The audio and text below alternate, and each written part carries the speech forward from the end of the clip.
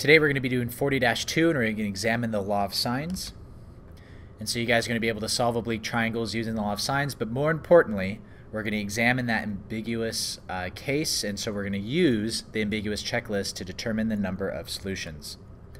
Now in this lesson, like I said, we're going to focus on that ambiguous case. And so yesterday we talked about the law of sines being this formula here.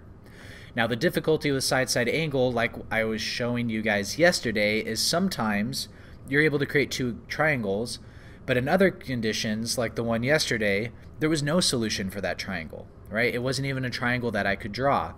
And so here's an example of what the triangle could look like when there's actually two solutions. So notice with that same length A, this triangle is able to create two different triangles there. And so because I'm able to create those two different triangles, the information is ambiguous, we're going to have to be able to determine the number of solutions before I can take that next step forward and being able to say, okay, well, because I know it's two triangles, how do I then set up to solve them? So there's going to be three conditions that we're going to be examining, and I have all of those conditions on a nice little flowchart checklist that I passed out in class, which I'll also have linked to the Dropbox, so you guys can also access it there. So the three conditions. The first we examine, is the given angle acute? The second, we need to examine, is the side opposite the given angle, is that going to be smaller than the side adjacent to the given angle? And then the third, is the side opposite to the given angle, is that going to be larger than the height or the altitude of the triangle? So we compare those two values there. And so this is that checklist that I was talking about. And so we're going to use it as a series of yes and no questions to be able to go through this. Now, a few things to point out though on this checklist. This is always my opposite side. This is always my adjacent side. So when we go through that, just make sure that we keep those corresponded correctly. So the first, if my angle A is 16, A is 15, and B is 17, how many solutions are going to be here? So I should draw my ambiguous triangle. My given angle is going to be 16 degrees. My opposite side is opposite that angle, so since it's angle A, my opposite side has to be 15. And then my adjacent side is going to be 17. So now that I have that, I get to go through the checklist. So the first question is my given angle going to be greater than 90 degrees? Well, my given angle is 16 degrees, so the answer is no. So because it's no, it's going to go down to the next question here.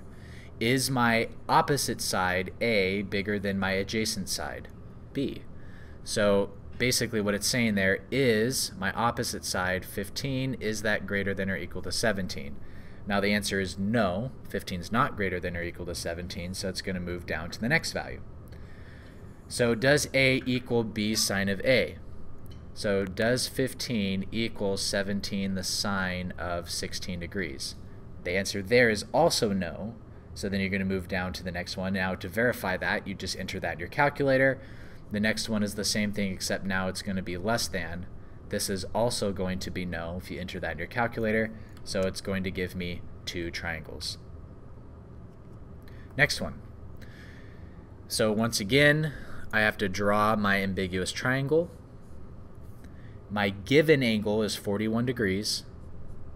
Now because this is angle C, that means the opposite side is going to be 14, and then my adjacent side then on default is going to be 8. So the first question, it says, is my given angle greater than 90 degrees? Well, is 41 greater than 90 degrees? The answer is no, so it moves down to the next value. Is my opposite side greater than my adjacent? So is my opposite side, 14, greater than my adjacent? The answer is yes. So because it's yes, my conclusion is going to be that it's going to be one solution or one triangle. Next one. So I draw my ambiguous triangle here. So I know that this is going to be 16 degrees. And because this is B, the opposite side is 21, so that's going to be 21, and my adjacent side is going to be 28. So then going through the checklist, is my given angle greater than 90 degrees? The answer is no. Is my opposite side greater than my adjacent side? So is my opposite side 21 greater than my adjacent side 28? The answer is no. So the next one, does my opposite side equal the sine, the 28 times the sine of my given angle? So what it's asking is, does 21 equal 28 sine of 16? And the answer is no. So it's going to go down to the next one. Well, is 21 less than 28 sine of 16? Well, entering that in my calculator, you're also going to get no.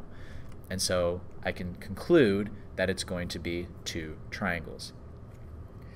Now, like I said, this checklist, the only thing that it does for us is it helps us determine the number of triangles, or at least what I look forward to. Solving for 2 triangles, it may seem, oh my gosh, there's so much going on here, what the heck? It's not. You're literally just doing the law of sines over and over and over again. There's just going to be one thing that you have to memorize in that process. So let's look at an example in which we're actually going to be solving 2 triangles. So let's say if I have to solve this given triangle below.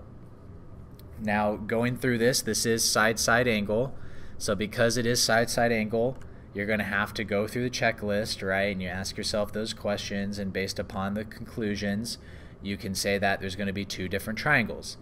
So now, because there is going to be 2 different triangles, what we do is you're going to solve first triangle like normal.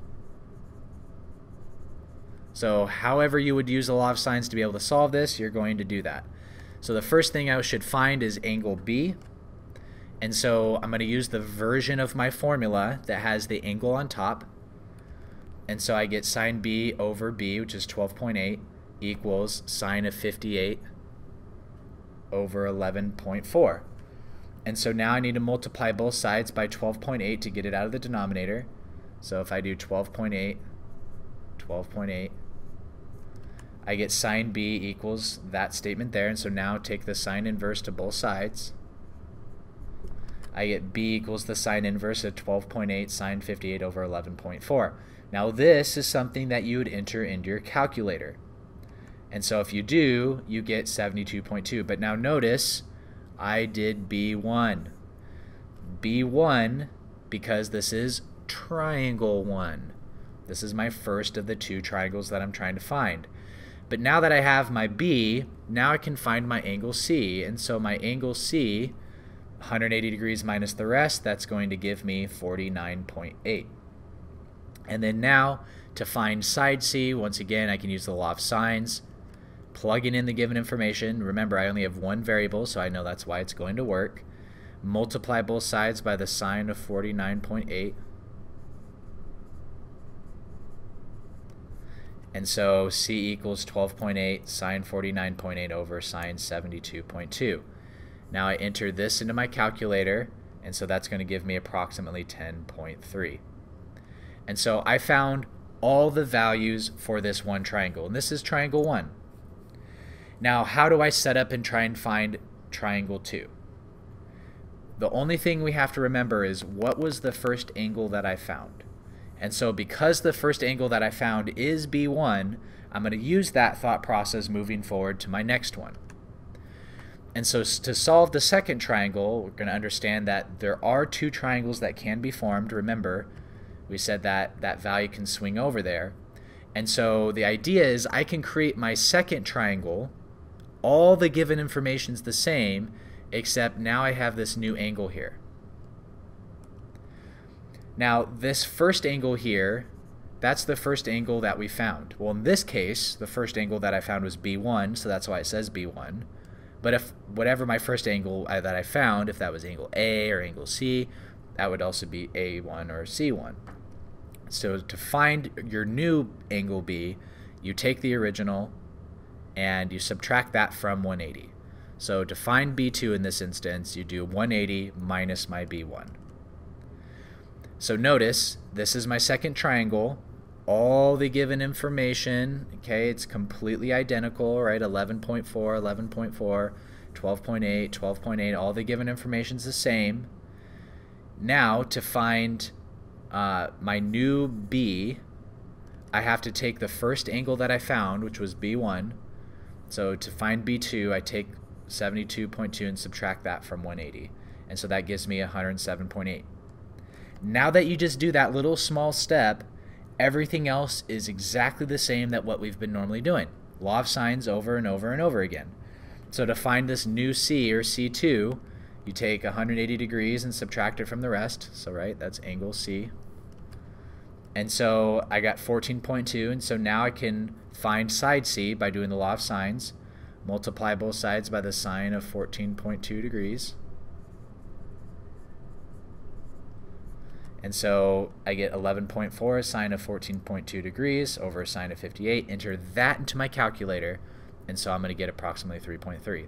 And so now I solved both triangles. I have all the information. And so just remember, when we do this, you still do triangle 1, angle A equals, angle B equals, angle C equals, and then triangle 2, you know, you have A equals, B equals, C equals. If you don't write triangle 1 or triangle 2, then you have to do A1, B1, C1, A2, B2, C2, etc. to go through and explicitly state all the values for the triangle. All right, so now we're going to try an application problem. So it says a flagpole at a right angle to the horizontal is located on a slope that makes an angle of 14 degrees with the horizontal. The flagpole casts a 16-meter shadow up the slope when the angle of elevation from the tip of the shadow to the sun is 20 degrees. What is the height of the flagpole? So drawing it out, remember we said that the flagpole is going to be create a right angle with the horizontal. So if this is the horizontal, this is creating a right angle, but it's on a slope that makes an angle of 14 degrees. And so if that's my slope, this is perpendicular to the horizontal, but because it's sitting on that slope, we just have to remember that there's going to be that 14 degrees that's kind of sitting under it there. Now it does say that the flagpole casts a 13-meter shadow, so we can say that this represents the shadow, which means the sun is going to be somewhere over here. And it says up the slope when the angle of elevation from the tip of the shadow, so from the tip of the shadow, if I have the angle of elevation, it says it's going to be 20 degrees. Now, if you remember, the angle of elevation is from a horizontal line. So that's why I drew that horizontal line, because this right here, that's going to be 20 degrees, which is why that implies that's going to be 20 degrees there.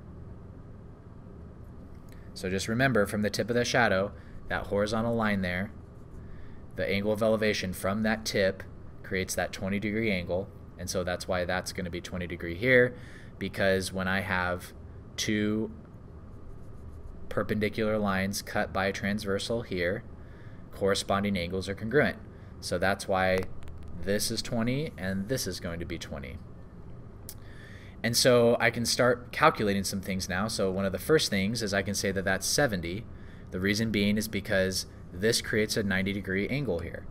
So this is 90 degrees. So 180 minus 20 minus 90, that's going to give me that 70 degrees there.